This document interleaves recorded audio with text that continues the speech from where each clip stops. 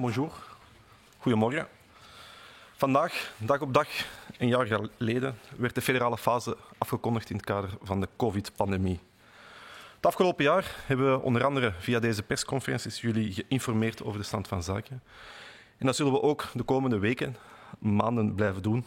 Al hopen we samen met jullie dat we zo snel mogelijk kunnen stoppen. Dit is vooralsnog niet het geval. En vandaar dat ik het woord geef voor een actuele stand van zaken aan Steven van Gucht. Goedemorgen iedereen, bonjour tout le monde. De coronacijfers blijven op en neer gaan. Momenteel zien we terug een toename in de besmettingscijfers, terwijl de ziekenhuisopnames en de overlijdens opnieuw wat verder dalen. Het aantal patiënten op de gewone COVID-afdelingen stabiliseert, terwijl het aantal patiënten op intensieve zorgen proportioneel nog licht toeneemt. De afgelopen week werden er gemiddeld 2422 nieuwe besmettingen per dag vastgesteld. Dat is een toename van 2% op weekbasis. Vooral bij jonge kinderen onder de 10 jaar zien we nu een opvallende toename van plus 29%.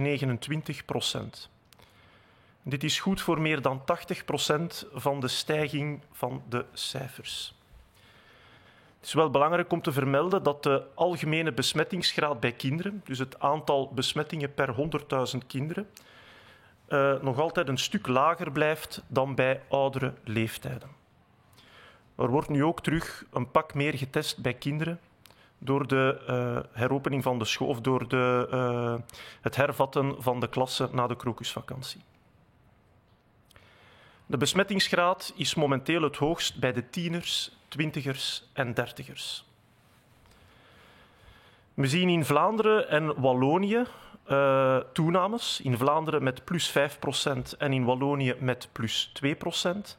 Terwijl er in Brussel nog een daling is van min 5%. Specifiek zien we toenames in de provincies Namen, Limburg, West-Vlaanderen en Antwerpen. Namen verdient speciale aandacht. We zien daar al een tijdje een stijging van het aantal besmettingen. Ook van de ziekenhuisopnames en de bezetting op intensieve zorgen. Momenteel stijgen de besmettingen in Namen met een forse 40%. De voorbije 2 weken werden 58% van de besmettingen veroorzaakt door de Britse variant.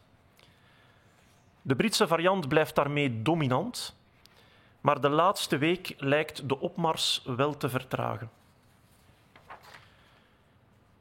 Het percentage besmettingen met de Zuid-Afrikaanse en de Braziliaanse varianten stijgen nog licht, maar deze varianten blijven nog relatief zeldzaam en vertegenwoordigen momenteel respectievelijk 6,2% en 2,1% van de besmettingen. Verschillende landen in Europa kampen momenteel met stijgende cijfers. Tsjechië kent zelfs een 4e golf, terwijl een 3e golf zich inzet in een aantal andere landen zoals Estland, Hongarije, Servië en Polen. Ook in Italië en Frankrijk stijgen de cijfers.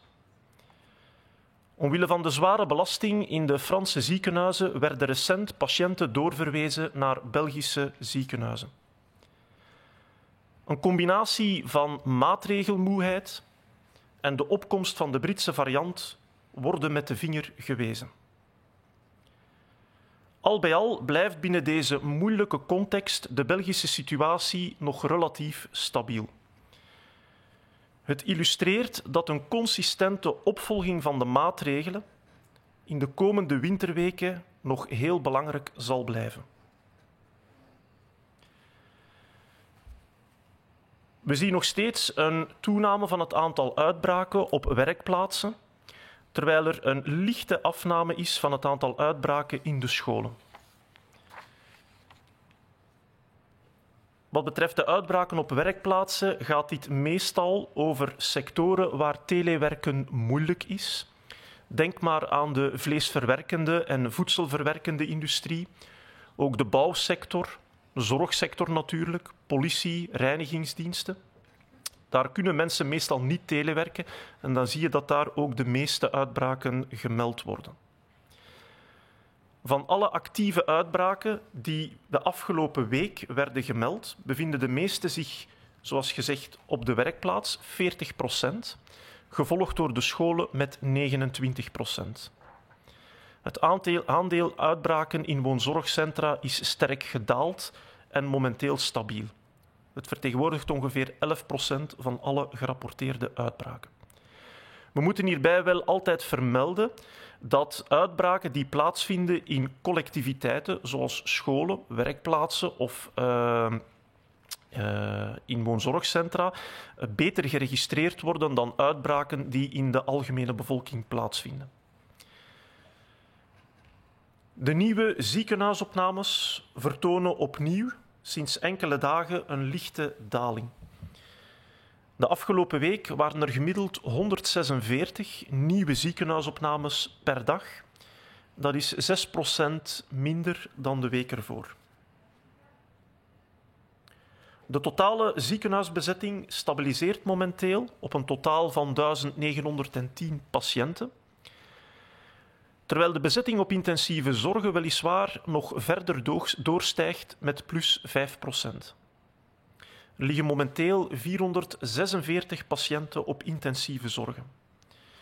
Het valt daarmee op dat het percentage patiënten op intensieve zorgen nog licht is doorgestegen tot 23% van het totaal aantal patiënten. Begin februari was dit 18%.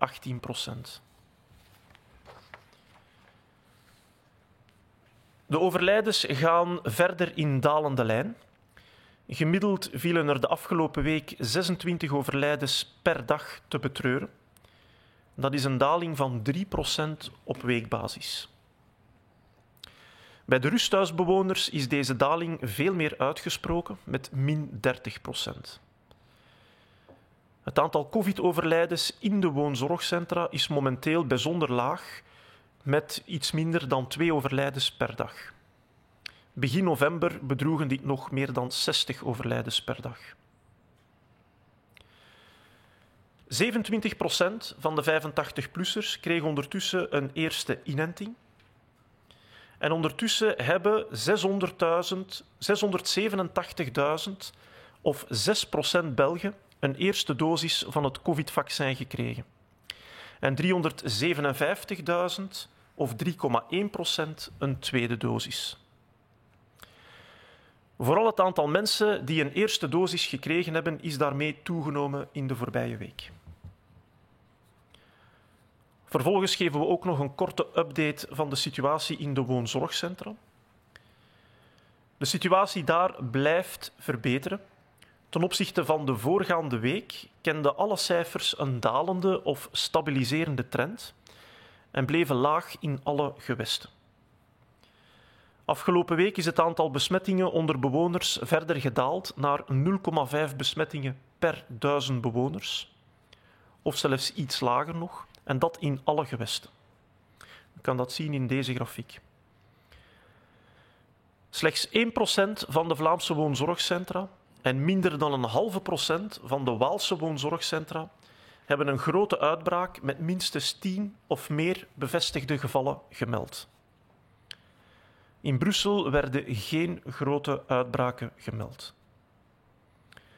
Het aantal nieuwe hospitalisaties van woonzorgcentrumbewoners ten gevolge van COVID was de afgelopen week lager dan 0,2 per 1000 bewoners. Ook het aantal overlijdens bij woonzorgcentrumbewoners ten gevolge van COVID daalt nog steeds. Tussen 1 en 7 maart zijn 28 woonzorgcentrumbewoners overleden. De week ervoor waren dat er nog 37 en de week daarvoor 104.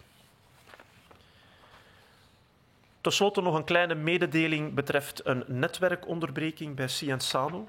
Deze is gepland morgen tussen 4 uur tot middernacht, omwille van werken aan de internetverbinding.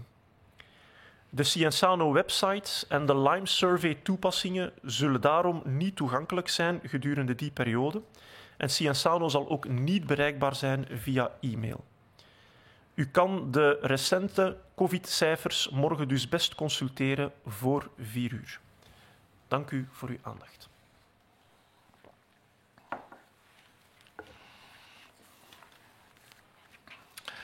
Goedendag iedereen, bonjour à toutes, bonjour à tous.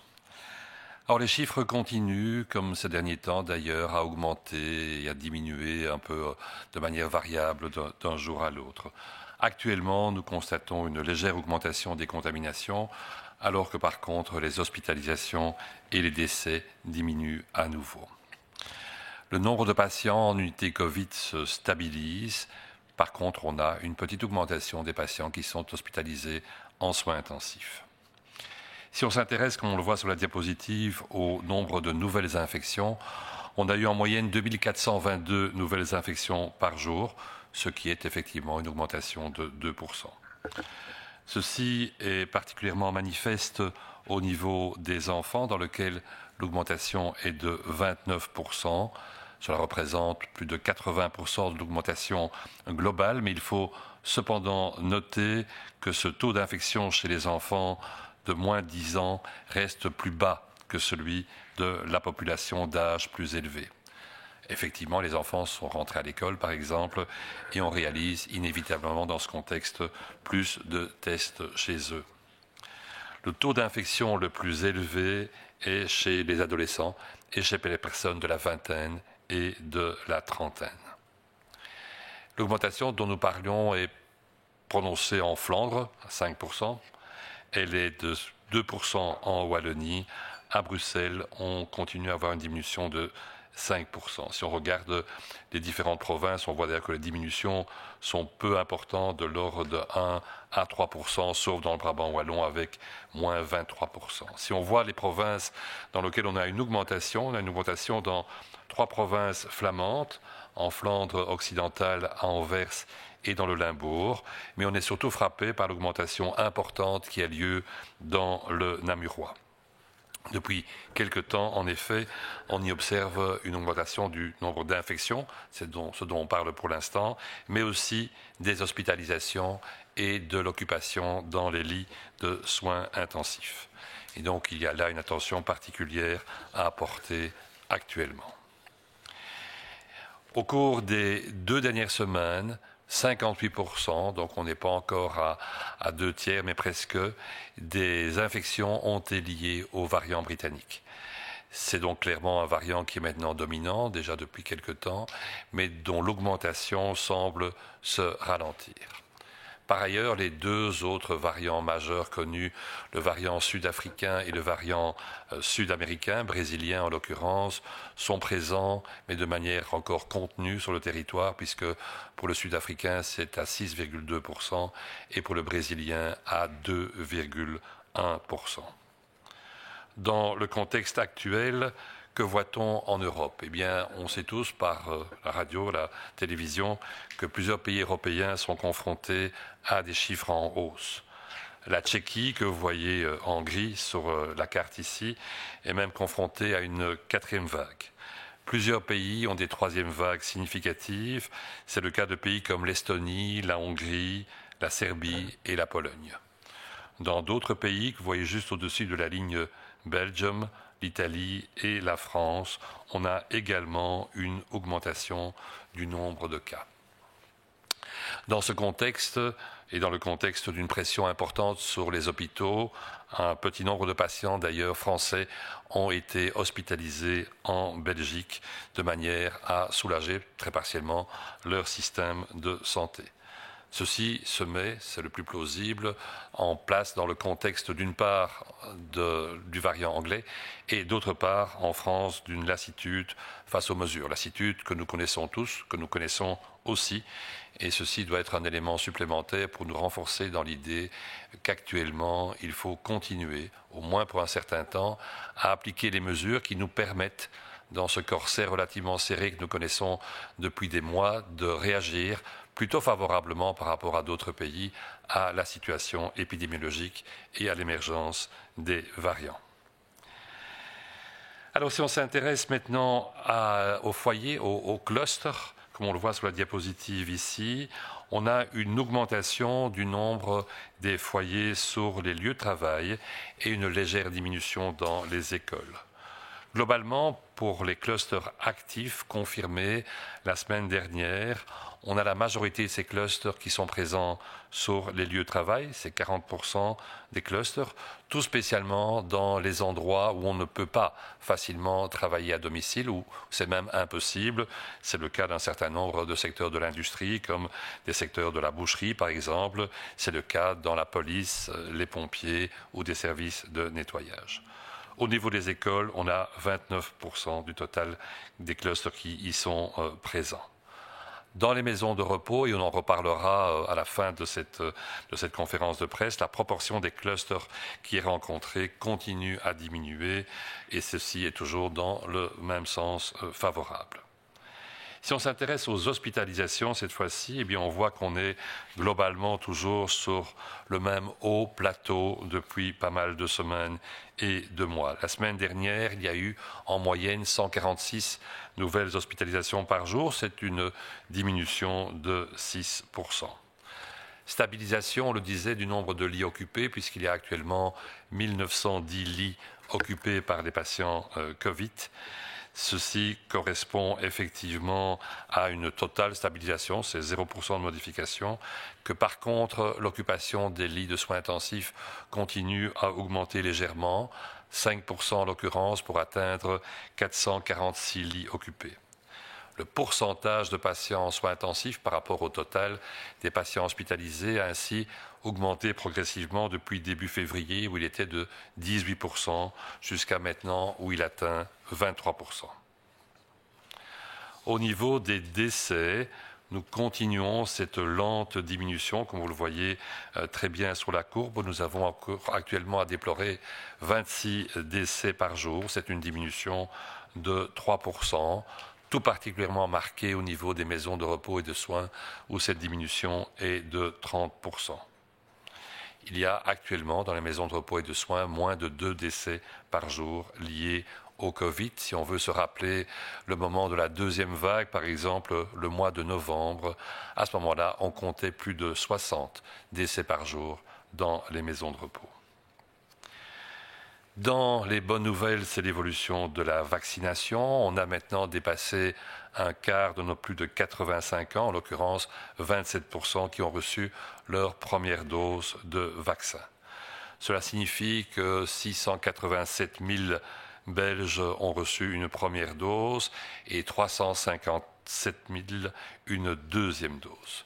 C'est au niveau de la première dose que l'augmentation a été particulièrement marquante la dernière semaine, puisqu'on a pratiquement en une semaine vacciné près de 150 000 personnes par une première dose. Alors le vendredi égale notre thème des maisons de repos, et ce thème est un thème calme et positif, puisque la situation continue à s'y améliorer.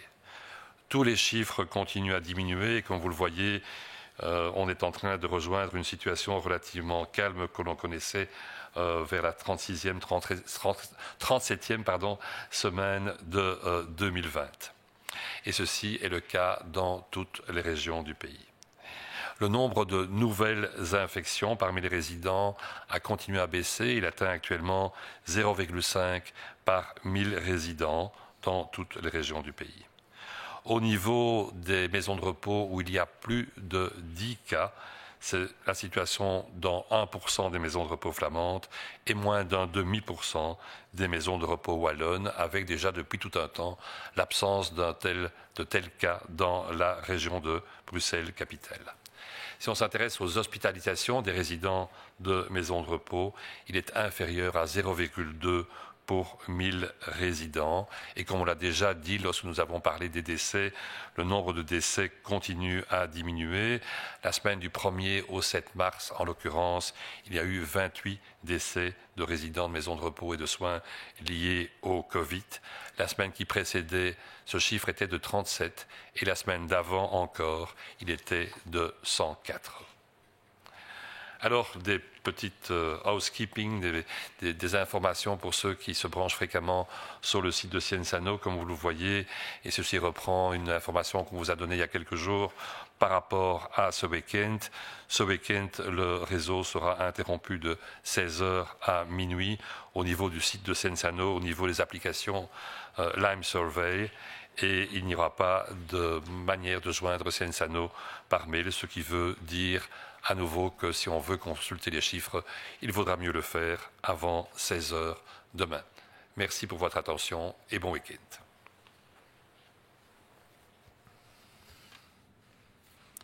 Goedemorgen.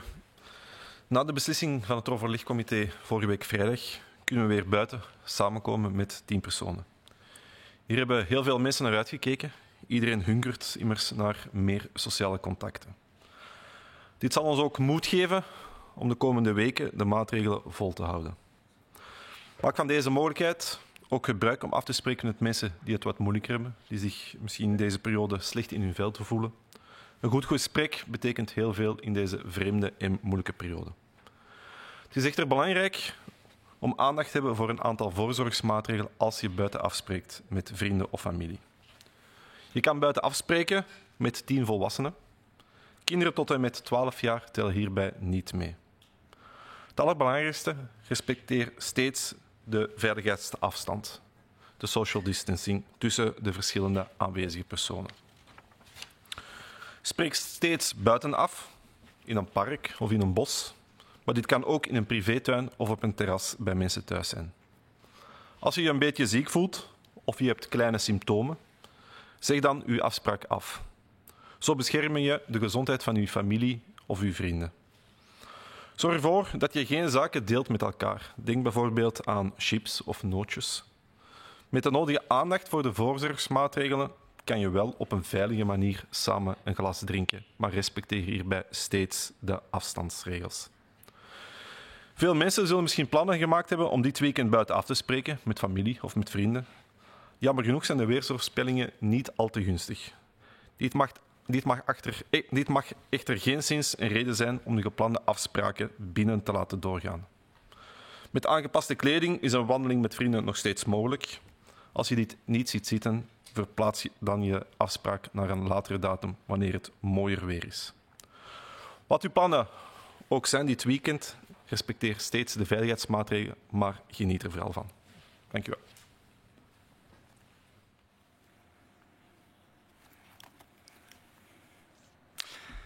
Bonjour, goedemorgen. Le comité de concertation a annoncé vendredi dernier que la situation actuelle nous permettait de pouvoir à nouveau nous réunir plus nombreux à l'extérieur, passant de rassemblements de 4 personnes à des rassemblements à présent jusque 10 personnes. Nous étions nombreux à attendre cet assouplissement car confrontés parfois à devoir faire des choix dans qui participera à telle ou telle sortie entre amis ou entre membres d'une même famille. Cette première étape vers plus de contacts sociaux, et on aspire tous à plus de contacts sociaux, on doit aussi tous s'appuyer dessus pour continuer ensemble à respecter les autres mesures permettant de limiter le risque de reprise de l'épidémie. On pense notamment à la nécessité de continuer à limiter vraiment, tant que possible, les contacts à l'intérieur. Profitons aussi de ces rencontres extérieures, à présent élargies, pour proposer à des personnes qui traversent peut-être une période difficile ou qui sont plus isolés, se joindre à vous, se balader ensemble, partager une conversation peut apporter un soutien fort bienvenu en cette période particulière que nous traversons. Rappelons les précautions à prendre lorsque nous nous réunissons. D'abord, donc, cette limitation à des rassemblements de 10 personnes. Donc c'est maximum 10 personnes, mais ne sont pas compris les enfants de moins de 12 ans, comme c'était le cas pour les rassemblements de 4 personnes. Toujours le faire également à l'extérieur, ça peut être dans la rue, dans un parc, pour une balade en forêt, mais aussi dans un jardin privé ou une terrasse. Pour ces rassemblements, que ce soit à l'extérieur ou sur votre terrasse ou jardin privé, respectez toujours la distance de 1,5 mètre entre personnes, sauf bien sûr avec les membres de votre propre foyer. Veuillez également à ne pas partager des objets, ustensiles, des aliments entre vous. Pensons par exemple, si vous partagez un apéritif, à ne pas se servir dans le même bol de chips, ne pas prendre tour à tour la même bouteille pour se servir. Si vous êtes dans un parc, ne pas se lancer le même frisbee. Voilà, donc on doit continuer à éviter ce type de contact des mêmes objets entre nous. En respectant les précautions d'usage, on peut cependant tout à fait continuer à se réunir et même à partager un apéritif. Dernière recommandation, si avant votre rencontre vous vous sentez un peu malade, si vous avez des symptômes, annulez votre participation pour prendre soin de vous d'abord bien sûr et pour protéger ensuite les autres. De nombreuses personnes avaient prévu de rencontrer leurs amis et leurs familles à l'extérieur ce week-end. Bon, les prévisions météo ne sont pas des plus favorables comme vous avez pu le constater. Que ce ne soit une raison pour transformer cette sortie en des rencontres à l'intérieur. C'est vraiment cela qui doit être évité en ce moment. Mais avec des vêtements appropriés, une promenade entre amis reste tout à fait possible. Et si ce n'est pas envisageable, la repousser de quelques jours est sans doute le mieux à faire. Quels que soient vos projets, passez un bon week-end en respectant les règles, mais en profitant malgré tout. Et on va passer maintenant aux différentes questions reçues de la part de la presse. Le lundi 8 mars, on constate le plus grand nombre de nouvelles infections par jour depuis le début de cette année. Est-ce à cause du beau temps et des nombreuses personnes qui se sont rassemblées à ce moment-là?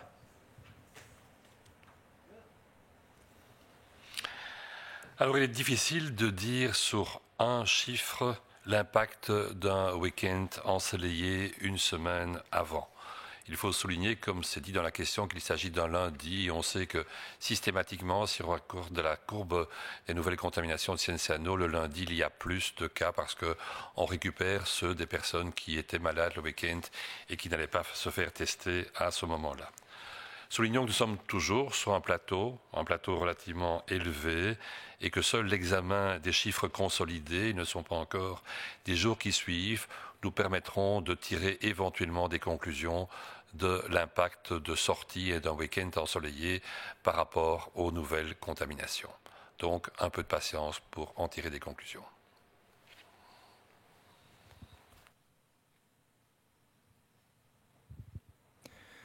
Op maandag 8 maart werd het hoogste aantal nieuwe besmettingen per dag geteld sinds het begin van dit jaar. Is dat het gevolg van het goede weer en het vele volk dat toen samenkwam? Wel, het is heel moeilijk om aan de hand van één dagcijfer bepaalde conclusies te gaan trekken over wat er gebeurd is in het weekend een week daarvoor. Het is altijd beter om met weekgemiddelden te werken. Een belangrijke opmerking is onder andere dat op maandag de cijfers meestal een stuk hoger liggen omwille van het weekendeffect. Veel mensen wachten met zich te laten testen tot maandag. Of soms worden de cijfers wat trager gerapporteerd in het weekend. En dat maakt dat je na het weekend meestal een stijging van het aantal besmettingen ziet. Dat heeft ook te maken met de manier waarop men zich laat testen en de rapportering. Wanneer je kijkt naar het weekgemiddelde van deze week, waarin maandag 8 maart werd meegenomen, dan zien we dat er eerder een lichte stijging is van 2%. Het is heel moeilijk om zo'n stijging te gaan linken met bepaalde activiteiten die een week daarvoor hebben plaatsgevonden omwille van een zonnig of warm weekend. Dat kunnen we niet concluderen. Als de coronacijfers op het huidige plateau blijven, kunnen de voorgenomen versoepelingen op 1 april en 1 mei dan doorgaan of niet? Of hangt dat ook sterk af van de voortgang in de vaccinatiecampagne? Wel, de versoepelingen hangen natuurlijk af van de voortgang van de vaccinatiecampagne. Dat is een basisvoorwaarde. We zitten momenteel op een hoog plateau. Ik zou het misschien zelfs eerder een licht hellend vlak noemen. Maar dat is op zich niet onverwacht. Deze cijfers volgen de voorspellingen van de modellen. Die modellen die we ook gepresenteerd hebben aan het grote publiek op de persconferentie samen met de premier op 22 februari. Herinner u de blauwe curve, die toonde een lichte stijging voor de komende weken aan. En voorlopig lijken we dit traject nog steeds te volgen. Het is wel absoluut cruciaal dat we daar niet gaan van afwijken, dus dat die stijging niet verder uit de hand loopt. Zolang ze dat niet doet, komen in principe het geplande traject van versoepelingen, zoals dat voorgesteld werd op het laatste overlegcomité, niet in het gedrang. Samengevat betekent dat maart in principe te vroeg is voor versoepelingen. In april kunnen voorzichtige versoepelingen doorgevoerd worden met een focus op buitenactiviteiten. En in mei kunnen we veilig en geleidelijk aan versoepelen en ook mogelijkheden creëren voor indooractiviteiten. Voorlopig kan die planning in principe nog overeind blijven.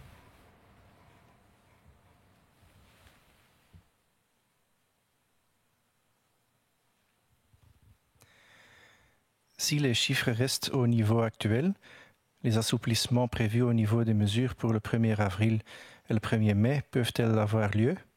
Ou cela dépend-il aussi de l'évolution de la campagne de vaccination?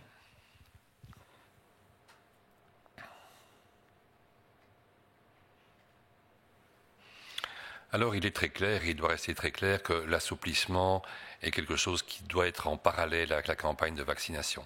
Ce sont les pierres fondamentales sur lesquelles on peut baser notre assouplissement progressif. On est toujours, on l'a dit déjà là tout de suite encore, sur un plateau élevé actuellement et donc dans une situation qui n'est pas extrêmement confortable. Heureusement, j'ai envie de dire, on suit les modèles.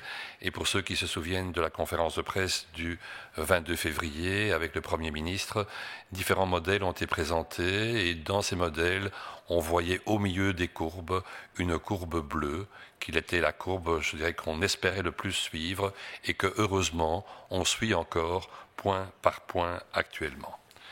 Il est important de ne pas la quitter, sauf si la courbe était dans un sens plus favorable, bien sûr, et surtout qu'on ne retrouve pas les chiffres des courbes rouges qui étaient au-dessus et qui, elles, poseraient clairement un problème.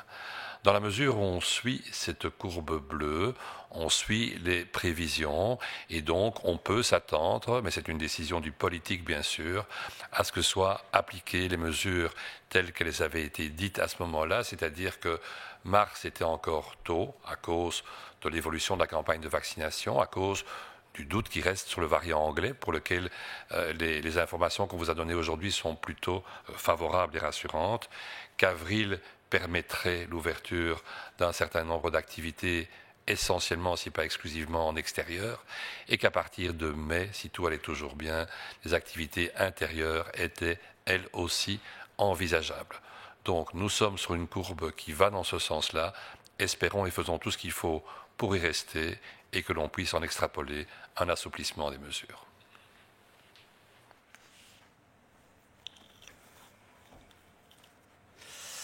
Merci à tous pour votre attention. Bon week-end et à mardi.